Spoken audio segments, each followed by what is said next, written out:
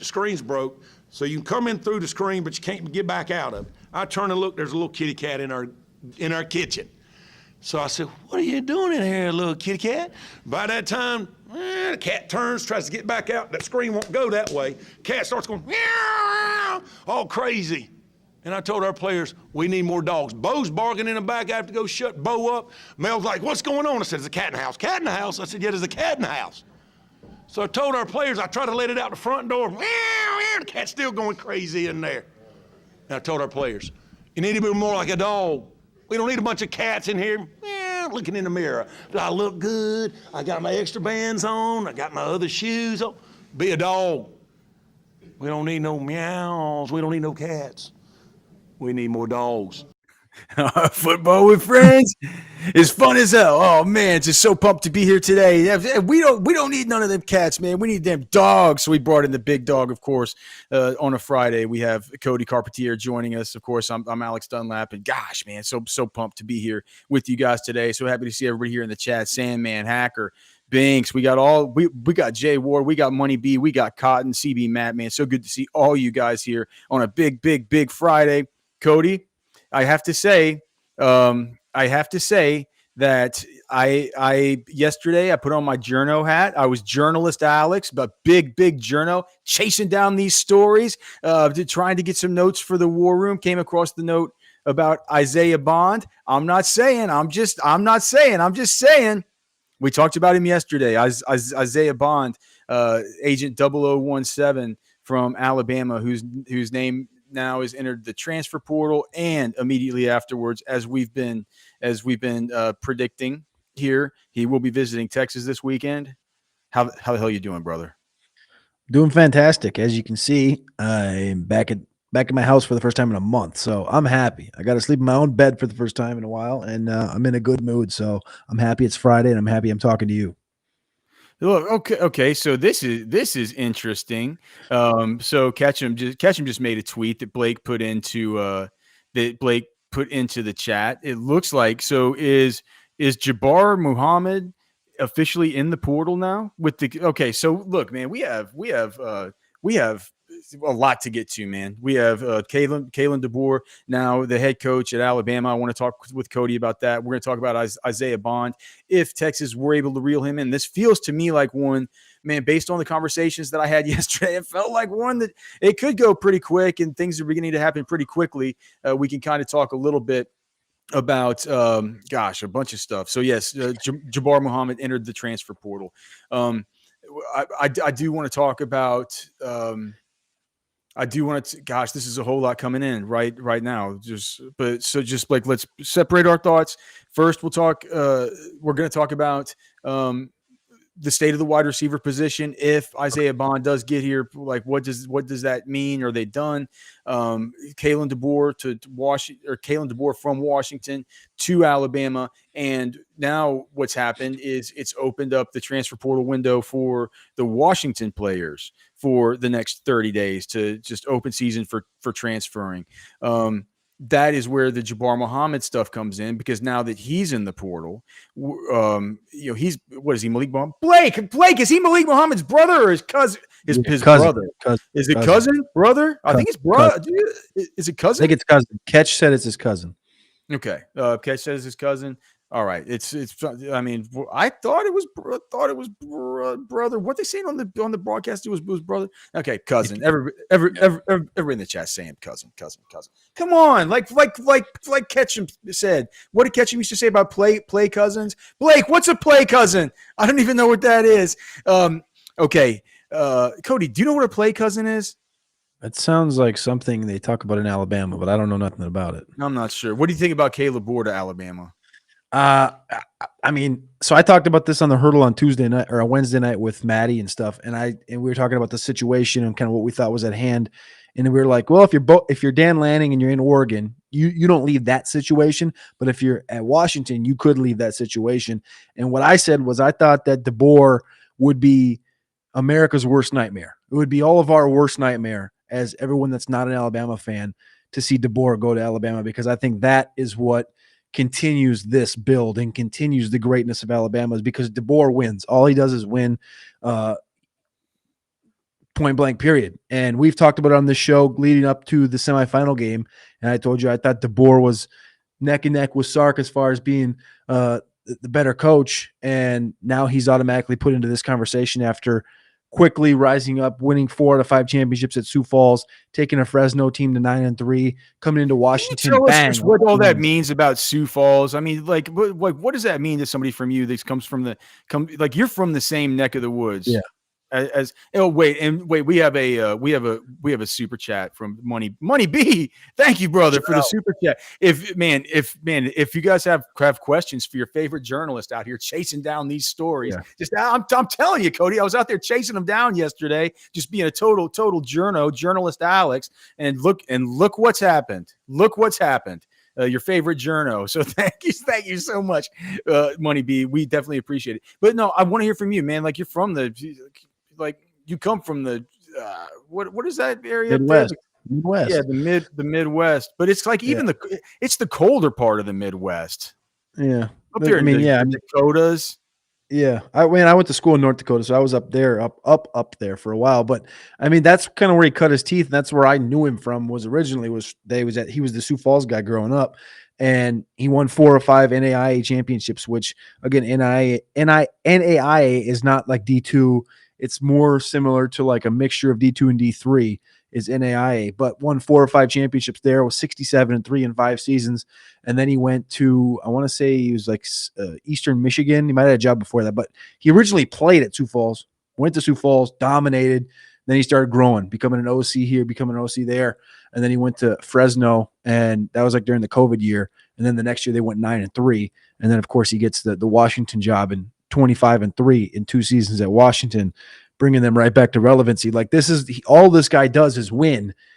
So again, I don't have like intel on him or anything, but like I can just say what I've been saying. You've been a close admirer that has been a lot more bullish on this dude than anybody else was through the course of the season. And as I said yesterday, as I was studying the game coming into the college football semifinal, I became more and more impressed with this dude. As you just look more and more into him, you heard what people said about him. You heard about the closed door meetings that he would go in with, both the offense and the defense to work on the game plans. Just a dude who's just in complete control of his program. You hear the stories from Roma Dunze and Jalen McMillan and Braylon Trice about how he's just excellent at talking them to coming back into school or being able to retain Odunze, right? Whenever he first got there and stuff, like he's a slick dude. He knows how to build a culture. And I said the same thing as you yesterday. Now I can't say it's a Texas fan's worst nightmare and SEC fans worst. Like it's America's worst nightmare. That's what it is. It's America's worst nightmare because Bama's going to stay there.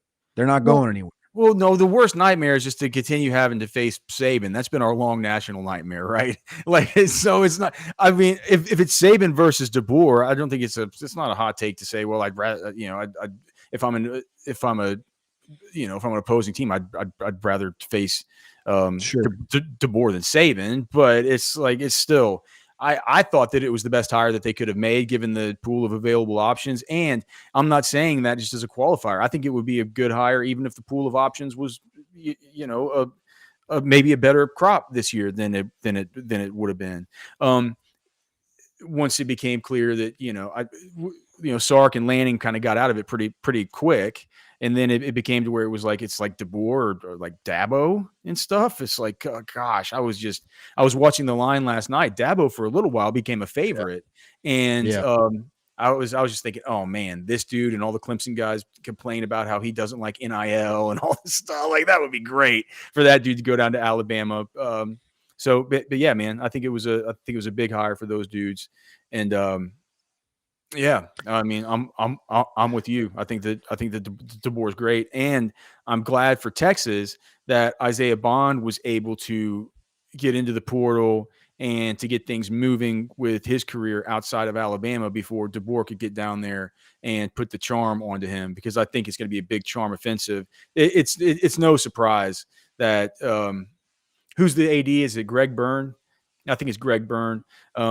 the AD at Alabama, he needed to get this done quick, man. Like Mac Brown always said, you got to get the BBs back in the box. There's a bunch of BBs down there in Alabama that need to get put back in the box real quick to keep that thing on track and to be able to have the built-in advantages that he was certainly hoping to have whenever he accepted this job. But one more thing on DeBoer before, because I do want to talk about Isaiah Bond. What do you think he needs to do to be able to not get fired over his first 2 to 3 years there? DeBoer? Yeah. I mean, again, all this dude does is win. His career arc or his resume, he's never failed. So I guess the bar's gonna be high regardless, right? I don't imagine too many people are gonna jump ship from Alabama. Isaiah Bond, yeah, a couple other guys have, like they lost Ryan Williams and stuff. I can't imagine it's gonna be 20 guys. I think the culture is built there.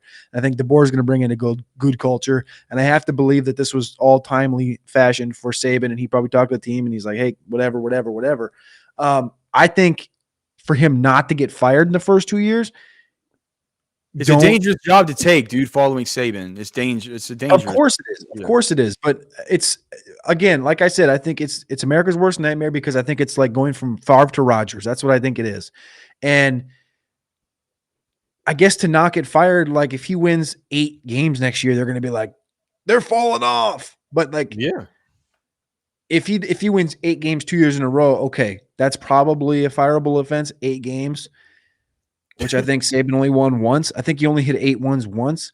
But I don't think that's going to happen. I really don't think that's going to happen. C. Sherman in chat saying he needs to win 17 plus games next 2 years. C. Sherman right in line with you. So yeah, 8 and 9, something like. But Cody says he can't go 8 and 8. Right? That's the 8 wins. Oh gosh, we got Jamari Lee with a super chat. So good to see you, brother. It's been a minute. Yeah, man. Been a minute.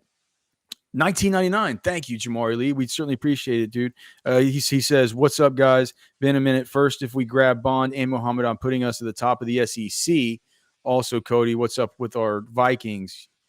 You think we're re-signing Kirk or are we drafting a QB like Daniels, Penix? You have to remember they also drafted didn't they draft Hendon Hooker last year? No, that's a Lions. The Lions. That's the Lions. That's right. Yeah, I think they drafted Jaron Hall out of that. Correct. Right. Correct. I think they're gonna re-sign Kirk to 2 year. This is my thoughts. I think they'll re-sign Kirk 2 years, and they have to bring in another rookie because they know Mullins isn't good. They know Dobbs isn't good. Hall's gonna be there unless they cut him, but they're gonna bring in at least a rookie, I think, and they'll have both a rookie and Kirk. Whether it's gonna be a late first round pick or something like this, I don't know. But where's their pick again? 12. Oh, they could take a quarterback at 12.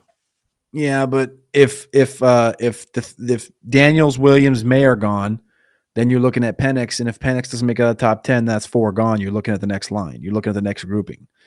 I think they missed out on that first. You don't think either Penix or Daniels will fall to 12? Or Penix or Daniels. I don't think Daniels will fall to 12. Penix, I think Penix has a lot to unfold here, but right now I don't know. Okay, so but he mentioned Jabbar Muhammad. We'll talk about that we'll talk about that in a second. Just as far as Isaiah Bond, Cody, I don't know if you've gotten to watch how much you've gotten to watch him. It was only yesterday that I was able to talk to somebody about this Bond stuff. Catch was able to talk to somebody about this Bond stuff, and after we both talked to somebody about it, Anwar was able to get a third kind of nugget right about Bond, like this thing looks good. 5'10", 185-ish pounds, track speed. Somebody put his track numbers in the chat, but I believe it was something like a 10-4. He's a 10-4, 100 kind of guy. So, definite legit speed. There was certainly plays when you watch back the Texas versus Alabama game, wherever he would be going against Jahdae Barron, and we know that Jahdae Barron's quick and he can turn and run with guys. He can't turn and run with Isaiah Bond. He's about 60% out of the slot, 40% outside during his time at Alabama. I think at Texas he would slot in as probably, he's not going to be guaranteed a starting spot over DeAndre Moore. I don't think, because DeAndre's a good player, and he's been here a while, and he's been here for a year, and he came in as a great prospect too. But I've kind of seen it from this guy. He led Alabama this year in receptions. He was able to, rack up 648 yards in the SEC with not very good quarterback play through a whole lot of that season. And he's just a G, dude. I mean, he plays with a little bit of a mean streak. He plays bigger than he is, but super fast. I think it's just a dynamic seam stretching option out of the slot and somebody you can design stuff for outside. So my question for you is, I don't have the scholarship board pulled up, but off the top of my head, the guys that are going to be, for sure next year contributing, of course, Jonte Cook, of course, Matthew Golden. You got to think Ryan Wingo is going to play right to some degree. There's some of these freshman dudes who could come on, and who knows what. Who knows what some of the Aaron Butlers or this kind of these kinds of dudes. But it's out of the slot with DeAndre Moore, Ryan Niblett, this type of player that, man, you could really see. I can't believe I'm saying it after Texas is going to lose Xavier Worthy and A.D. Mitchell and Jordan Whittington. But, dude, Sark has reloaded the mag to some degree. If you do get an Isaiah Bond, they're strong across the whole front with options at either one. And I'm not sure whether Jonte Cook goes to the X, right? Whether, Golden at the Z, or if Wingo comes in and he's just awesome, you put him at the X, and then you can put Jonte at the Z, and then what happens with Golden, because Bond then at that point would certainly be in the slot. It's all of a sudden, it's like, kind of like we talk about with the edge guys, we were so worried about it for so long. And now you have a thing where you're like, it's not, I don't want to say log jam because they're all kind of unproven, but these are, dude, I mean, Bond was a top 50 guy in the nation as a recruit, and he's done it at the college level. I think you automatically look at Bond as a starter. I understand the thing you're saying about DeAndre Moore, and I think he's earned it. I like DeAndre Moore. I think he's, everything you've read about him being in Whittington's hip pocket and doing everything Whittington always did as a leader makes sense. But Golden was like probably the guy that made the most sense for them to go get. But now it's like, ooh, Bond. Okay. You put these guys in the portal together. Texas would have went after Bond and left Golden out there probably. But again, you're going to get both guys. You've talked about before, you think Golden's going to have more of a output in the return game than anything, right? So yeah. I think you're going to see this is all hindsight, hypothetical, if Bond were to come to Texas, I think he's the top. Him and Cook are at the top of the food chain. I think that's just the way it is. I think that he remind when you watch him, he's got the 17 on. He looks just like Waddle, and he's dynamic, and he's got the tendencies that Xavier had. So it's kind of hard. It's kind of hard to say this guy over this guy, but I think it would be Cook and Bond at the top, and then whatever happens with Golden and how he connects with everybody, and then DeAndre Moore. But that's just my thoughts. And then that's without even saying, what if Wingo comes in and he's as awesome as we think? But that's the thing, is that also gives Wingo, it gives him a 4 or 5 week ramp up. I know he's going to be in for the spring, and then he's going to have the fall camp, but it also gives him a couple games to get his feet under him where you don't have to be we have to have Wingo in there for 15, 20% snaps week 1. Right. Mm-hmm. That means the Michigan game, you're not betting on Wingo to be in there and to make a big catch. You're saying, all right, we know we got Bond, we know we got Cook, we know we got these dudes we know can play, we know we got the horses. And then I guess what, all of a sudden week 5, week 6 comes around, you go to play Georgia, and Wingo all of a sudden has a breakout game because Wingo's had time to warm up. Yeah, no, I mean, you could certainly see it, or it could, we've seen it this year with Jonte Cook. Jonte Cook was a Wingo level player last year. It's just well, look who I'm behind, man. It's kind of tough. Somebody's asking about Silas Bolden. We'll talk about that. We do have an update on Silas Bolden, but I just wanted to say that really a grade A wide receiver core if they were able to get Bond. Grade A, almost like Texas beef traders, like the Black Angus beef that you can get for, oh gosh, look at that tomahawk steak, guys. This is prime, awesome meat. Texas beef traders. Did you know that Texas beef traders brings in their beef weekly from their own ranch that it's not available anywhere else? The MTX Ranch in Mason, Texas. And dude, I'm telling you, it is incredible. Whether you're just going in there to get some ground beef, which I think is the best ground, like I think it's, dude, the ground beef they have there, they sell it to you in a 1 pound little pack. It costs $5. And it's literally, it's just like, it tastes like gourmet stuff. I love it. I eat it all the time because it just tastes so much different. Whenever you know that it's meat that's never been messed with, they haven't been injected it with any weird, no vaccines, no inoculations, none of this, no steroids, nothing. I mean, they have bovine nutritionists there who are taking care of this meat, helping hang it, doing everything to make sure that this is the finest quality product. You haven't had meat like this until you go to Texas Beef Traders, texasbeeftraders.com. It's right there in Lakeway. You can go in, pick it up, get 10% off. Just tell them that you heard about it here. Go have a beer with Darren and Shay. Let them tell you about the product. You're not going to be disappointed. Texas Beef Traders, make sure to take advantage of that 10% off. And if Lakeway's too far for you to get out to, just call up there. Darren and Shay will figure out a way to just get you the meat. They'll come deliver it to you. Okay. Texas Beef Traders, texasbeeftraders.com. Okay. Let's see. Ricardo V says, can they deliver that meat right now? I'm not sure right this instant. Call up there though, man. I'll bet you Darren's watching the show. He'll be expecting your call, Ricardo. All right. So Bond, man, just awesome. And I must say, great job by me yesterday identifying this. I really feel like I did a great job on that. What do you think, Cody? Really good job by me. I mean, I think so. If I do say so myself. Okay. Silas Bolden. So the deal is with him.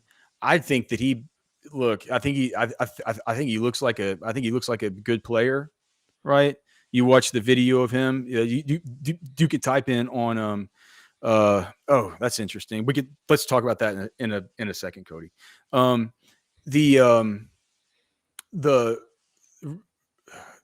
I'm okay. So Travion Henderson is returning. We'll talk about. I'm sorry, man.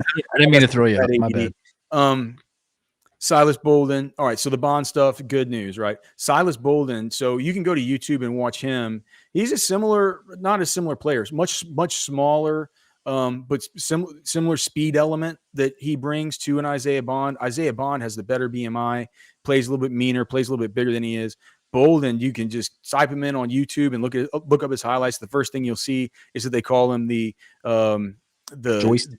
The beaver joystick, right? That's what they call him. They kind of treat him in a way like he is a Tariq Cohen type of player for that Oregon State team, gadget guy. That has to be what he would be at Texas, right? I would look at it more as like a Keelan Robinson replacement than somebody that would be vying for. And dude, we have Catch, and is that catching him? Yeah, in chat saying, so what he's hearing on Bond, he'll be the wide receiver 100%. One. But I'd be interested to hear what Catch's sources say, whether they're going to keep him out of the slot. He was a 60% slot guy, and I think that would be dangerous. Jonte and either Jonte, some and then some mix of Wingo Golden on the outside with Bond out of the slot, dude, with the vertical seam stuff. Woo! Can you imagine the advantage throws that Sark could be able to take to the seam with that kind of player there? That's very, very intriguing. I just don't know if a guy like Bolden becomes a little bit redundant. A little bit with like the Golden, like you talked about already before, what he can do in the return game. He's only got 14 career returns, but he's hyper dynamic doing it. And you look at Silas Bolden, he was all conference, all Pac-12 as a returner. So like these are both guys that can be used in that type of a way. And then as far as the dynamic ability on offense, like I think they both bring similar things to the table. Both undersized guys. I don't even know what he's listed at. I know coming out of high school he's like 160, but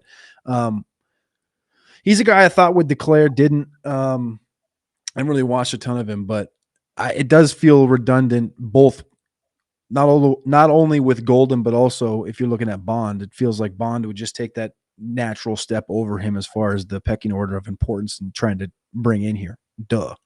It's a Keelan Robinson, but the point is, it feels like Golden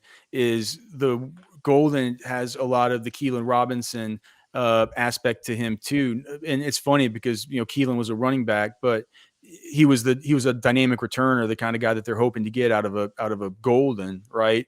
Yeah. And Bolden is a player who does so much of the stuff with this little screen game stuff, this little shifty behind the line of scrimmage stuff, the orbit motion, just the stuff that you would see out of Keelan Robinson whenever he was used in that, that 4 to 5 snaps that he would get per game as an offensive weapon. And I mean, that's something that you need to think about and be thoughtful about if you're a head coach. I don't know, it's the other side of it. It's hard to give that guy a recruiting pitch to say, we just want you here as a specialties kind of, ancillary weapon. The other part of it, I know we're talking about replacing Whittington and replacing all these guys and the roles, but with Jatavian leaving, like the real question is like your expectations for Gunnar Helm. You've talked about it before, him not being Jatavian, and obviously Juan Davis, whatever that whole situation was. Regardless, and you could probably pull it up right now. You probably know what Jatavian's like slot opportunities were this year offhand. I don't know, but I'm assuming, and this is just a natural assumption with Jatavian gone, you're going to see a lot more of that 4th and that 5th wide receiver on a per down basis, just because the talent at the tight end position and it won't ever be the 5th. Sark hadn't done that once. He's only done 4 true receivers like 4 times since he's been in Texas. But he's at Jatavian. Yeah. I mean, sure. Yeah. So that 5th receiver, what I'm saying is if you got Bond and you got Golden, you got Cook and you got Moore, that's 4. So you're talking about a 5th being Wingo or being Bolden. He won't go away. I'm not saying 4 wide. I'm not saying 4 or 5 wide. I'm saying the rotation. I'm talking about you start utilizing more guys because Jatavian's out. And so instead of saying I had Jatavian out here running these routes, I'm having more utilization of these gadgety receivers like the Goldens, the Boldens, and et cetera, and all these things, right? That's more what I'm saying is that you have to look at the offense in a little bit of a different scheme. Yeah. And guys, please make sure to like the show, subscribe to the channel, man. It really does help us out. We got Catch here in the chat. He's keeping an eye on these likes. If we don't get up to 100 likes, he's docking my pay. He's docking Cody's pay. It's like even here during the holiday season, Catch is super cutthroat about this stuff. So please like the show. So last year, Texas went 12 personnel. So 1 running back, 2 tight ends, 41% of the time. And, they were in 11 personnel. So 1 running back, 1 tight end, 3 wide receivers. They were in that 50.06% of the time. So even if there was and if anything comes off of the 12 personnel, because there's no more JT Sanders and they don't do anything else at tight end, Gunnar Helm is. So you asked about what the utilization was as far as the tight end usage. So Jatavion Sanders last year was in line 21% of the time. He was split out 20% of the time, and he was at H-back 59% of the time. So he plays H-back the most, but he was split out more than any other guy, right? Gunnar Helm was in line for 40% of the time, so double the amount of time that JT was last year. He was at H-back 50% of the time, and he was basically split out 10% of the time. So Gunnar Helm was split out. He doubled what JT did as far as an inline attached tight end, and he did half of what JT did as a tight end that was split out. And if you look at any of these other guys, Juan Davis, he didn't play a lick really last year, only 40 snaps, but he would be next man up unless it was like some kind of, Will Randall, Spencer Shannon, or something that comes in the portal, right? One of these younger tight ends, or like a portal dude, Jordan Washington, something like this, right? But Juan Davis played 88% of his snaps at H-back, 7.5% split out, and only 5% in line. So he's a guy that's a total H-back and not a guy that they love splitting out anyway. So I think you're right. More 11 personnel means more 3 wide receiver sets, more ability to get these guys in and keep everyone happy, right? Because if an Isaiah Bond did come, that was the whole takeaway. That was more so what it was. It was you're just talking about, instead of using 4 guys for the majority, you're talking about an extra guy in the rotation. And with the depth that they're bringing in, if they do imagine they get Bond and they get Bolden. Now you're talking about 3 new guys: Golden, Bolden, Bond, plus you got Cook, Moore, Wingo. That's 6 dudes. Whereas if Jatavian was here, hypothetically you'd be like, well, it's going to be a lot less mouths to feed. Yeah, for That's sure, fair. man. We just a quick note as well. I wanted to talk about the Jabbar Muhammad stuff, and I want to talk about the Travion Henderson stuff, because Travion Henderson is staying put at Ohio State. And if you're not interested in staying put and you want to move and you're in the DFW area, you got to call Val Garcia. I mean, Val Garcia, can you believe Val Garcia? Oh my gosh, Val, look at the smile on his face. That's a smile of a man who is going to save you money, because most realtors charge a 3% fee. Guess what he's going to charge to sell your house? If you live in the DFW area and you are a teacher, or you work in education, or you work in the ministries, he's going to do it for 0%. Nothing. He saved people $60,000 in total last year. Just giving away his fees, just giving them away. And it's not like he's not, and it's not like he doesn't have a bunch of work out there that he's having to do. He's top 25% in the whole DFW area as far as total volume. He has 14 people working underneath him from everywhere. From what do I say, Blake? Allen, Texas, is that near Dallas? Arlington? Yeah, there you go. Arlington, DFW, Denton, White Rock Lake. Hey, White Rock Lake. Look at Val Garcia. He's sold houses there. Dude, listen, he's the coolest dude. He's our original sponsor. Val Garcia is a huge fan of Texas football. He's a huge fan of the show. He's one of us. He gets us. He understands our styles and everything like that. You're going to be able to get on the phone with him, talk with him. He's going to set things up, from everything from getting your house staged to getting the signs up for the open houses and getting it marketed and telling you the best way to go about marketing, the best prices, working with the other realtors, his huge network of people, man. It's Val Garcia at Val and Realty. If you have somebody who works and lives in Dallas, Texas, and they're not in education or the ministries, and you just want to have them be able to sell their house for half price of a normal fee, just tell Val Garcia that you watch Football with Friends. He'll sell your house for a 1.5% fee. That's like an extra 10K. It could be 20K. It could be 30K right back in your pocket. That's a smile of a man who wants to give it to you. Val Garcia at Val and Realty. His phone number is 469-647-8729 and valandrealty.com. Oh my gosh, do I love Val Garcia. I love the idea. I love the idea of getting a couple of don't forget Gun Barrel City. He said he would do it. He said he would do it. Cedar Creek Lake. The thing, I would love to have two Muhammads, one on each side. Does this become, Blake, can you pull up the scholarship board and let's just kind of look at what's going on here now post Ryan Watts. Okay. So, I can't really see it all. I can't see it all too well. It's Okay. Yeah. So Gavin Holmes, Jahdae Barron plays nickel. Gilbo plays nickel. Terrence Brooks comes back. Austin Jordan plays nickel.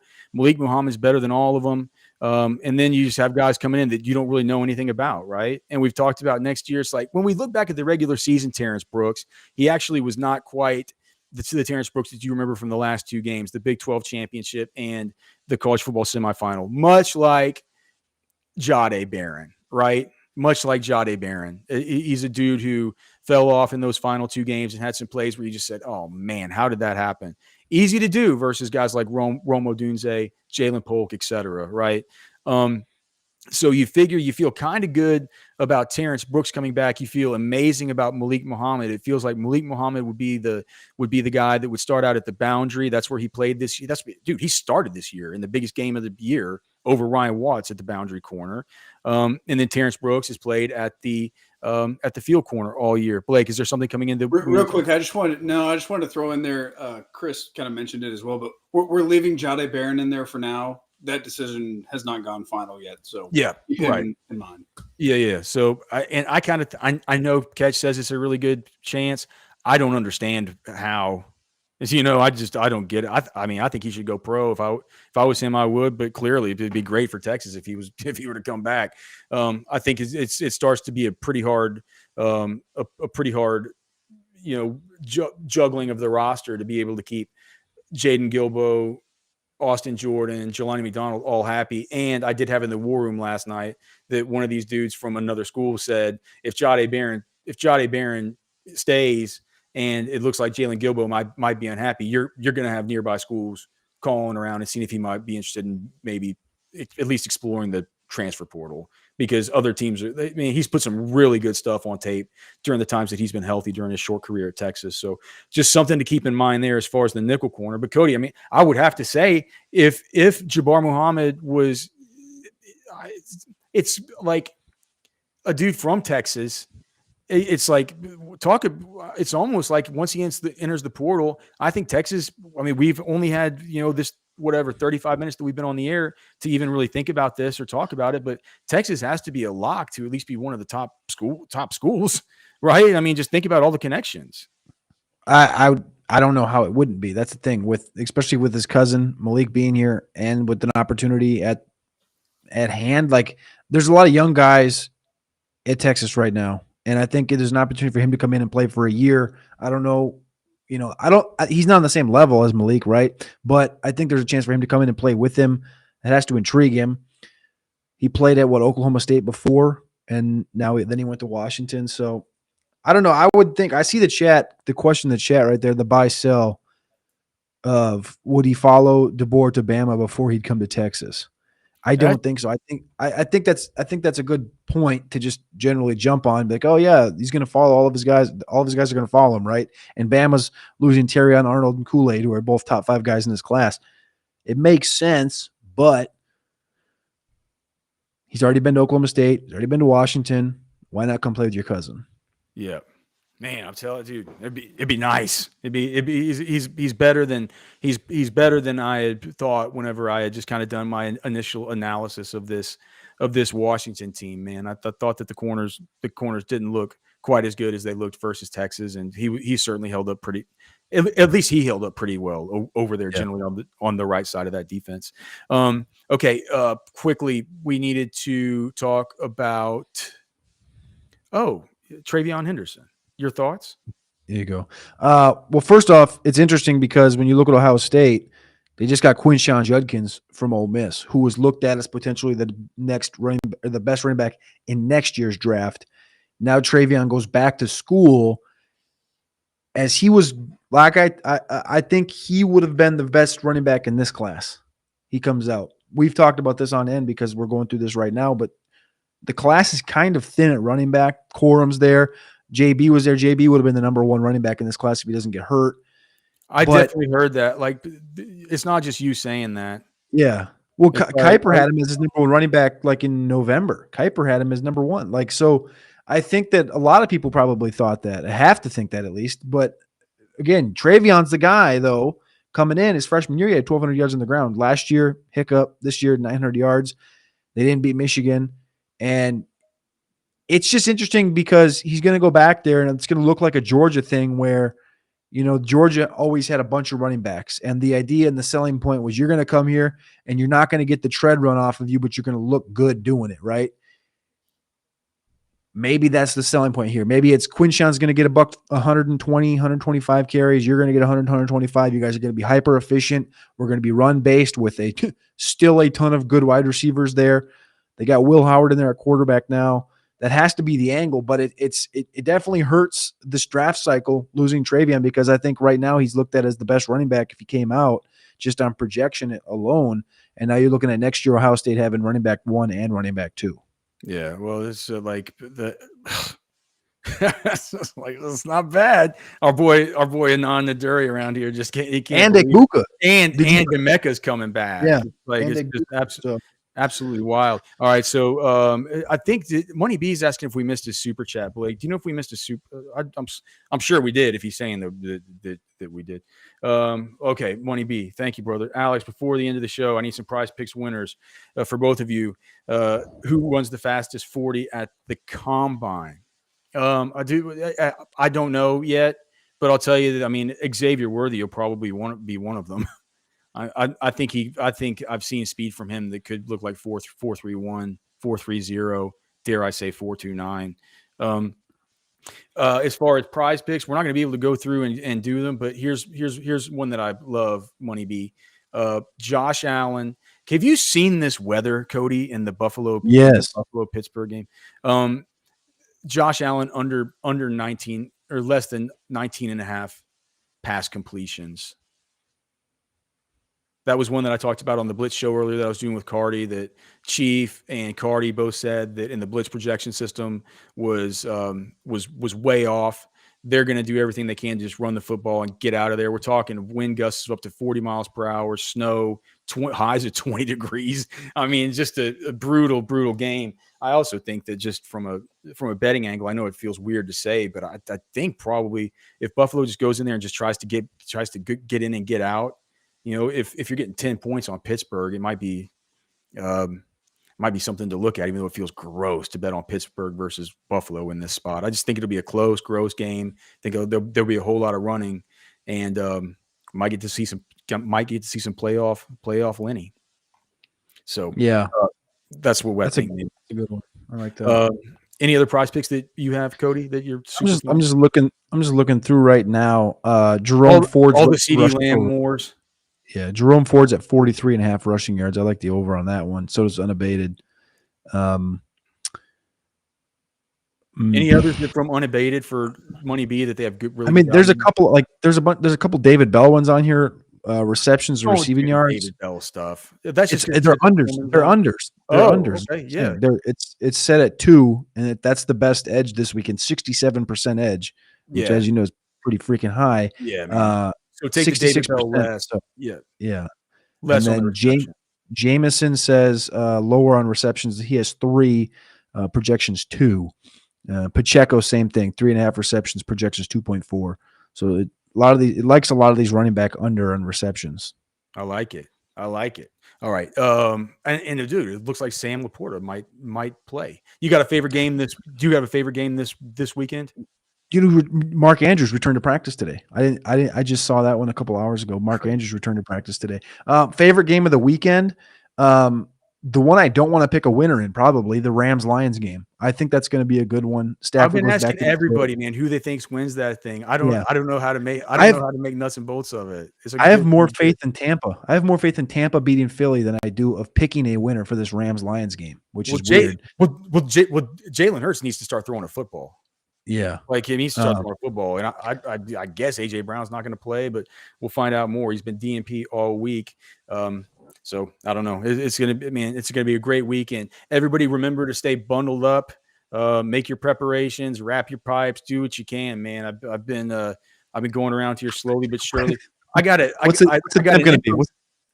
infrared heater for the an infrared heater for the chicken coop, Cody. So they'll be staying warm down there. What's the projection temp? What's it looking like? It's gonna get down. For you, it doesn't matter. You don't care. Well, I know that's what I'm asking. That's what Minnesota. They say wind chills are gonna get down to near 0. They're gonna get down to like 3 and 5 and stuff like that. But I think that the temp, there'll be like 2 to 3 days where it won't get above freezing. It'll get down to like 18, 17 degrees. For us, it's just a total apocalypse. Because you guys aren't built for the repercussions of the freeze. I get it. Yeah, that happened a couple years ago. All right. So, man, Sam, man, Blake Winfrey, Jay Ward, all Lost Architect, Money B, man. Too many people in the chat here to even shout out everybody. But rest assured, we love you guys, man. We can't thank you enough for always being part of the show. Please remember to like the show, subscribe to the channel. A whole new schedule starting next week here on Orange Bloods Live. Blake, do you have that image that you put up on Slack that we can put up so you guys can just see what it's going to look like starting next week? So on Mondays, Wednesdays, and Fridays, the schedule will go 9 a.m. So basically every day you're keeping on getting the old-fashioned sports show and House Divided. But for me, for this show, Football with Friends, it'll be going to a 3-day-a-week format, and it will be moving to 2 p.m. So 2 p.m. moving forward. And then on Tuesdays and Thursdays, I get the crap bag. That's that I know it's a family show, but I guess we could say crap. It's fine. It's Chad's show. That'll be Tuesdays and Thursdays. And then on after that, so on Tuesdays and Thursdays, I'll be on the Modcast with Jason, Ketch, Anwar, and me. And the Modcast is backed by popular demand. We're happy to bring it back. And then on Mondays and Wednesdays, there'll be the recruiting hour. That'll be with Ketch. That'll be with Chad, and Jason will be on there with him. Of course, the Outsider stays the same Mondays, Wednesdays, and Thursdays. So we'll see you guys on Monday at the all new time, 2 p.m. Again, love you all. Thank you all so much. We appreciate you. For Cody, for Blake, I'm Alex. We're done.